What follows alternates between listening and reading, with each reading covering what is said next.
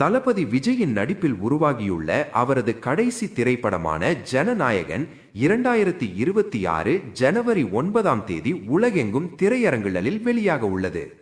இந்த படத்தை காண ரசிகர்கள் அனைவரும் மிகுந்த ஆவலுடன் காத்திருக்கின்றனர். HV வினோத் இயக்கத்தில் உருவாகியுள்ள இந்த திரைப்படத்தில் பூஜா ஹெக்டே, மமிதா பைஜு, பாபி தேயோல், கௌதம் வாசுதேவ் மேனன் மற்றும் பிரியாமணி உள்ளிட்டோர் முக்கிய கதாபாத்திரங்களில் நடித்துள்ளனர். அனிருத் ரவிச்சந்திரன் இந்த படத்திற்கு இசையமைத்துள்ளார். ஜனநாயகன் படத்தின் ப்ரீ பிசினஸ் ரூபாய் 500 கோடியை தாண்டியுள்ளதாக கூறப்படுகிறது.